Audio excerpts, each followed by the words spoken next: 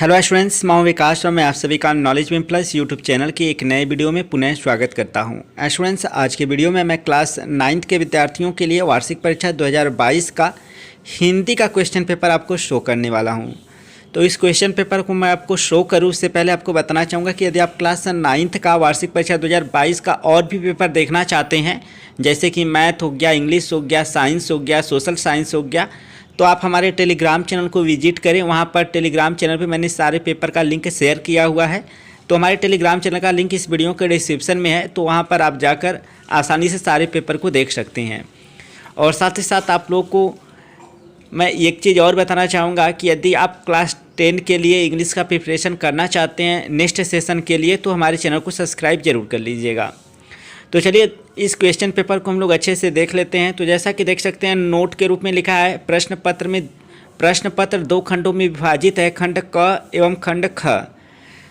इसके बाद नीचे निर्देश दिया गया है, खंड क में 20 प्रश्न बहुविकल्पीय हैं, खंड ख में 50 अंक के वर्णनात्मक प्रश्न दिए गए हैं। प्रत्येक प्रश्न के सम्मुख अंक यानी प्रत्येक प्रश्न के सामने जो है वह अंक जो है वह दिए गए हैं कि कौन सा प्रश्न कितने अंक का है। ठीक है, तो खंड क से बहुविकल्पी प्रश्न से क्वेश्चन पेपर स्टार्ट हो रहा है। इसमें देख सकते हैं पहला वाला प्रश्न किस तरह से पूछा गया है। प्रताप नारायण मिश्र ने किस पत्रिका का संपादन किया? 4 विकल्प है, सही विकल्प का आपको चुनाव करना है। इसका दूसरा प्रश्न है, मुंशी प्रेमचंद का जन्म कहाँ हुआ था? बहुत ही सरल क्वेश्चन है। इसके बाद तीसरा प्रश्न है, कैलाश को मृत्यु से किसने बचाया? इसके बाद आपका चौथा प्रश्न है, गुरु नानक देव निबंध के लेखक कौन हैं? पांचवा है, हजारी प्रसाद द्विवेदी किस युग के लेखक हैं? तो सबके लिए विकल्प दिया गया है। अगर आपकी अच्छी से तैयारी होगी तो आप इनके उत्तर फाइंड आउट कर पा रहे होंगे।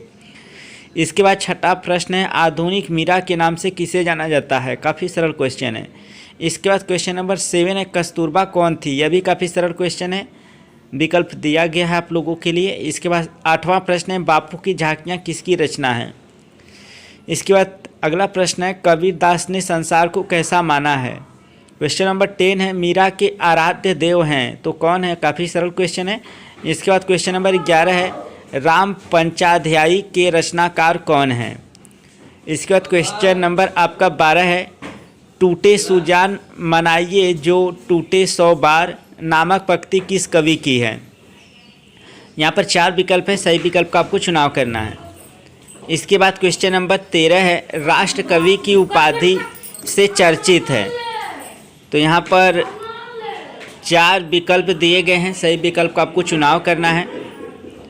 इसके बाद क्वेश्चन नंबर 14 है, पर्यायवाची शब्दों को और किस नाम से जाना जाता है? तो 4 विकल्प है, सही विकल्प का आपको चुनाव करना है। इसके बाद क्वेश्चन नंबर 15 है, अस्त का विलोम शब्द है। इसके बाद क्वेश्चन नंबर आपका 16 है, आँख का पर्यायवाची शब्द नहीं है। क्वेश्चन नंबर 17 है, श्री गणेश करना मुहावरे का अर्थ है। बहुत ही सरल क्वेश्चन यह आपका मुहावरा है। इसके बाद आपका जो 18वां प्रश्न है वह है, भवताम भू धातु के किस लकार पुरुष एवं वचन का रूप है? तो विकल्प दिया गया है आपका। इसके बाद क्वेश्चन नंबर 19 है, आद गुणः किस संधि का सूत्र है? इसके बाद आपका क्वेश्चन नंबर जो 20 है अर्थात अंतिम बहुविकल्पी प्रश्न वह है, राम शब्द का षष्ठी विभक्ति बहुवचन में रूप होगा। इसके बाद खंड ख जो है आपका वह स्टार्ट हो रहा है। तो इसमें क्वेश्चन नंबर 21 है, निम्न गद्यांश पर आधारित प्रश्नों के उत्तर दीजिए। तो ऊपर यह आपको गद्यांश दिखाई दे रहा है, इस गद्यांश को आपको पढ़ना है और पढ़ने के बाद नीचे देख सकते हैं क ख ग करके प्रश्न पूछा गया है। तो वीडियो की क्वालिटी बढ़ाकर इस गद्यांश को अच्छे से आप पढ़ लीजिएगा, या फिर अथवा करके एक और गद्यांश दिया गया है, इसे आप पढ़ेंगे और इस गद्यांश को पढ़ने के बाद नीचे जो प्रश्न आएंगे उनका आपको उत्तर लिखना होगा।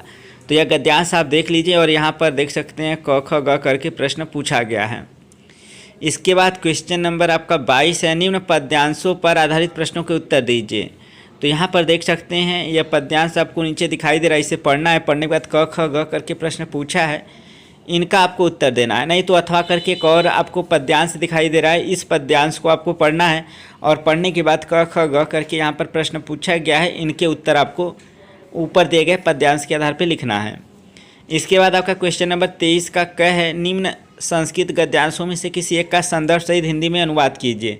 तो आपको संदर्भ के साथ हिंदी में अनुवाद करना है। इसके बाद क्वेश्चन नंबर आपका ख है, निम्न संस्कृत पद्यांशों में से किसी एक का संदर्भ सहित हिंदी में अनुवाद कीजिए।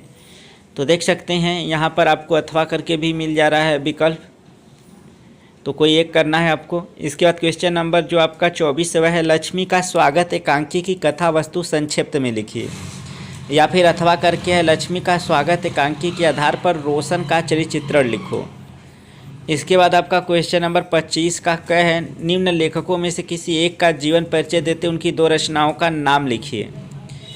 इसके बाद आपका ख वाला प्रश्न है, निम्न कवियों में से किसी एक का जीवन परिचय देते उनकी किन्हीं 2 रचनाओं का नाम लिखिए। इसके बाद क्वेश्चन नंबर 26 है, अपनी पाठ्य पुस्तक से कंठस्थ किया हुआ कोई एक श्लोक लिखिए जो इस प्रश्न पत्र में ना आया हो। क्वेश्चन नंबर 27 है, किन्हीं 2 प्रश्नों के संस्कृत में उत्तर दीजिए। यहाँ पर 4 प्रश्न दिया गया, केवल 2 प्रश्नों का उत्तर आपको लिखना है। इसके बाद क्वेश्चन नंबर 28 है, निम्न मुहावरे एवं लोकोक्तियों में से किसी एक का अर्थ बताते हुए वाक्य प्रयोग कीजिए। किसी एक का आपको अर्थ बताते हुए वाक्य में प्रयोग करना है, ठीक है। इसके बाद क्वेश्चन नंबर आपका 29 है, किन्हीं 2 वाक्यों का संस्कृत में अनुवाद कीजिए। क ख ग घ करके यहाँ पर आपको 4 वाक्य दिखाई दे रहा है, केवल 2 वाक्यों का आपको संस्कृत में अनुवाद करना है। इसके बाद आपका क्वेश्चन नंबर 30 है, अपने प्रधानाचार्य को संबोधित करते हुए एक प्रार्थना पत्र लिखिए जिसमें अस्वस्थ होने के कारण 1 दिन का अवकाश मांगा गया हो। या फिर अथवा करके इसमें प्रश्न है, परिवार में आयोजित विवाह उत्सव के कारण विद्यालय की प्रधानाचार्य को अवकाश हेतु एक प्रार्थना पत्र लिखिए। तो स्टूडेंट्स, यह था कक्षा 9 के विद्यार्थियों के लिए वार्षिक परीक्षा 2022 का हिंदी का क्वेश्चन पेपर। आई होप मैंने आपको क्वेश्चन पेपर अच्छे से शो किया। तो और भी पेपर के लिए हमारे टेलीग्राम चैनल को ज्वाइन कर लें। हमारे टेलीग्राम चैनल का लिंक वीडियो के डिस्क्रिप्शन में है। और अगर आपको वीडियो पसंद आए तो वीडियो को लाइक करें और चैनल पे पहली बार तो चैनल को जरूर सब्सक्राइब कर लें, क्योंकि ये हमारा चैनल आपको फ्यूचर में भी काफ़ी हेल्प करेगा। तो इस वीडियो में फिलहाल इतना ही, मिलते हैं नेक्स्ट वीडियो में। तब तक के लिए thank you so much for watching this video.